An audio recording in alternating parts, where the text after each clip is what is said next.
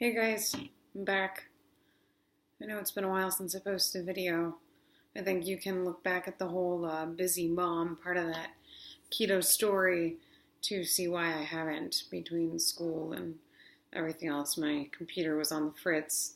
It decided, that it was done with memory, and so I had to clean it out, blah, blah, blah. Technical errors. So, I am here today to talk to you about what you've missed in the past couple of months and to be honest with you. So, if you have put on your judgy pants today, feel free to tune out now. If you are all about honesty and respect and kindness and really dealing with life, you can like and subscribe because that's how I plan on continuing with my videos.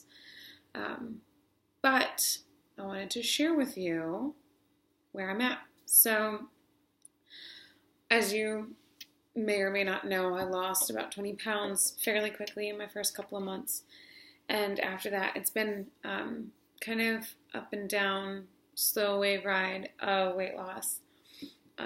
But after my first couple of months, my focus wasn't on daily tracking your carbs and how much you consume and all your calories and all that. Oh, hi, Kat. Good to see you too, Starry.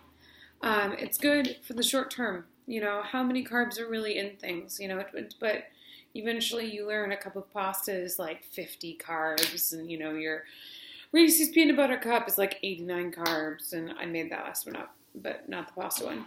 And so once you learn that, you kind of get an idea of what you're going to do and why and how, and that the reason why I am eating keto and why I'm giving up gluten is not for a short-term counting OCD reason. It's for a long-term health change.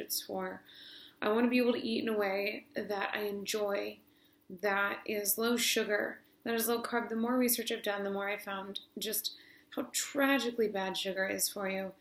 And so I'm eating opposite of the way I've ever always eaten my whole life. And so through this, it's actually brought about a lot of emotional stuff. And I didn't realize how much emotional stuff was going on with what I was eating. If you rewind back a couple videos, there was the whole, I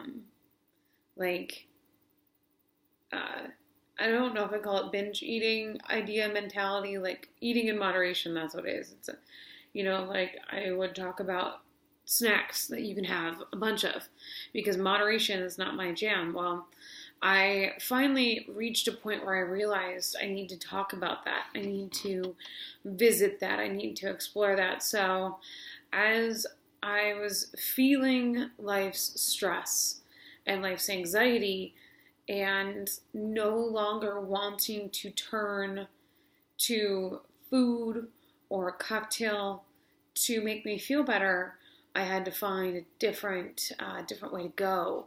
And so I've been seeing a counselor and working on coping mechanisms. I'd like to preface, it was never more than 1 or 2 cocktails a night. I'm not some closet alcoholic over here, but still, a cocktail a night every night, that shouldn't be a have to. That shouldn't be anytime you're turning to anything as a stress relief, that habit, that escape.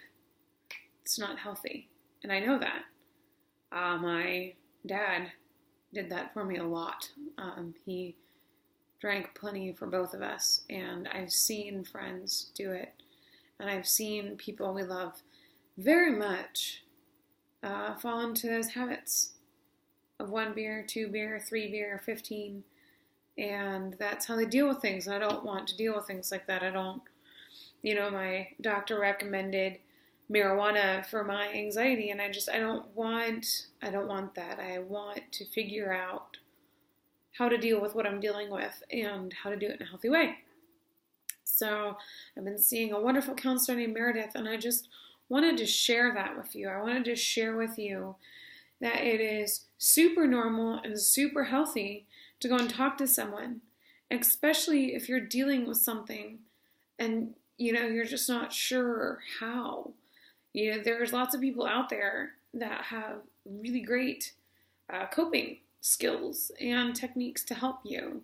They've got a lot of tools to give you. It's like if you were diagnosed with diabetes, you have type 1 or 2 diabetes, you are gluten allergic, you got this big diagnosis of some kind, let's say you were diagnosed with an autoimmune disorder, anything, it would be considered normal, acceptable, and even responsible to go to your doctor and say, doctor, I've got this thing going on with me. What do I do?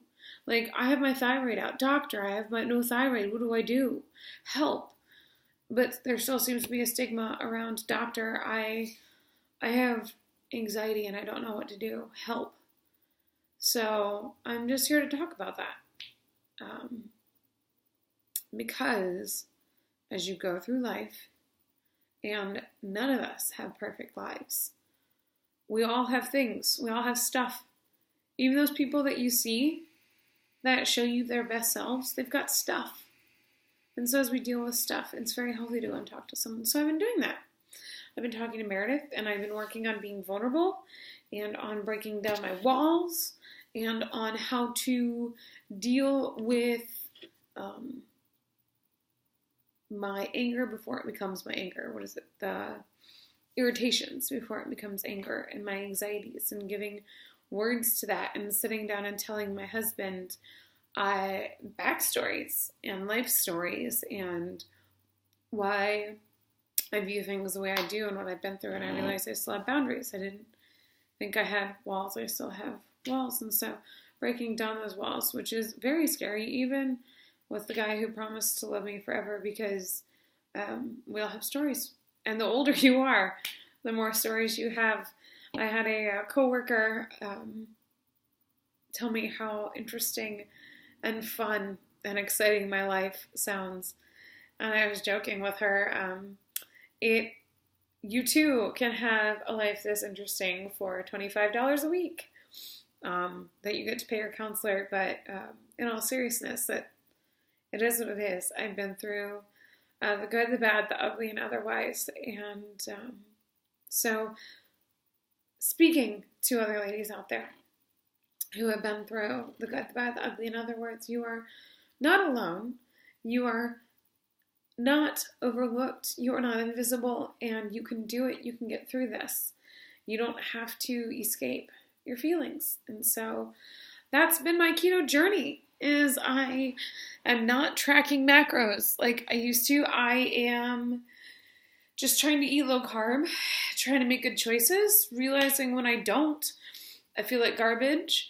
I am giving myself permission to cheat every now and again, which I hadn't before, because I tried to have this sugar-free mouth-to-all candy, and it left me feeling like I was dying inside. So like tonight I had Starburst and Reese's and York peppermint patties because I wanted these things, and so if I want candy, I'm just going to have it and call it a day and then go back to eating keto for the rest of the time. But I have more energy. I think I'm sleeping better. I think I'm feeling better. And I am confident that as I continue to perfect this lifestyle of eating whole foods that are good for me in the long term, the results are going to be so much more significant than any weight on a scale. Eating this way, I can't help but lose weight as long as I've got a little extra holding on. But the results are going to be so much more significant. And I might get emotional. I'm not afraid to be emotional. I'm going to raise a family. I'm going to raise 2 young people who grow up with a healthy relationship with food. They're going to grow up eating whole, delicious, healthy food. They're going to see me cook. They're going to see us enjoy treats together. They're going to see that healthy balance that I never got to see. My kids will never have to worry about going on diets or altering what they eat, because I'm going to set them up for success and teach them the importance of what they eat. So I just want to check back in. I know it's been a hot minute, and let you know I am well. As you can tell, I got a haircut. I love it. It's my summer dew. It was down to like here, but I wanted a little lighter of a noggin for summertime.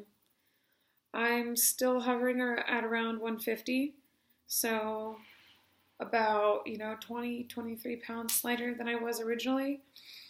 And I'm feeling healthy about the amount of focus that I'm putting on my food. So I know this has been a long video, but I just wanted to share. So have a wonderful evening. Have a wonderful Memorial Day. God bless.